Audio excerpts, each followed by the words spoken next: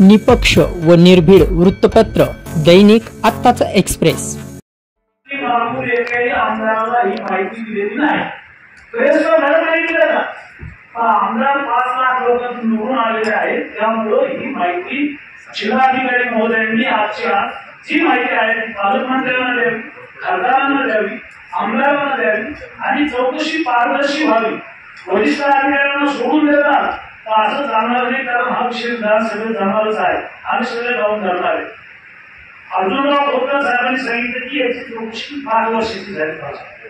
पहिला मुद्दा, या 2 वर्षाच्या चौकशीचा तातडीनं निकाल लावून हे सारे तहसीलदार एसडीएम जे सहभागी निघतील यांच्यावर व्यवहार झाला पाहिजे, गुन्हा दाखल झाला पाहिजे आणि शेतकऱ्यांचे 50 कोटी किंवा 100 कोटी चोरणाऱ्या वरिष्ठ अधिकाऱ्यांना सुद्धा जेलमध्ये आम्ही घातल्याशिवाय स्वस्त बसणार नाही, कारण शेतकऱ्याचा पैसा 5 वर्ष आमच्या सरकारनं अतिवृष्टीचं दिलं आणि आम्ही जे प्रेम वाचतो वर्तमानपत्रात तलाठी आहे, ग्रामसेवक आहे, कृषी सहाय्यक आहे, यांनी बनावट शेतकरी वगैरे आणि बोगस याद्या तयार केल्या, मग हे पैसे बाहेरच्या जिल्ह्यात गेले।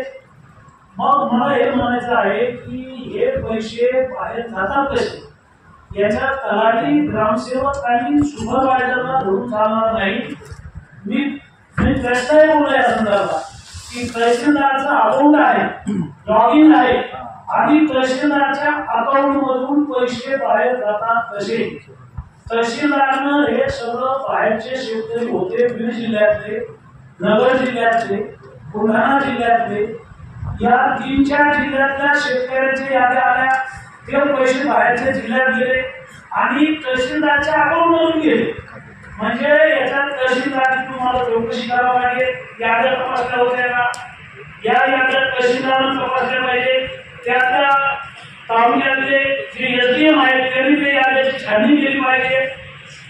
तहसीलदार आणि कुंभकर्णासारखं एसडीएम झोपले, एसडीएम आणि तहसीलदार याच्यात दोषी आहेत 1000%, कारण याद्या तपासल्याने त्यांची चूक नंबर 1, नंबर 2 त्यांच्या अकाउंट मधून पैसे जातात कसे, तहसीलदारच्या अकाउंट मधून पैसे गेले म्हणजे तहसीलदार या प्रकारामध्ये सहभागी आहेत, एसडीएम सहभागी आहेत।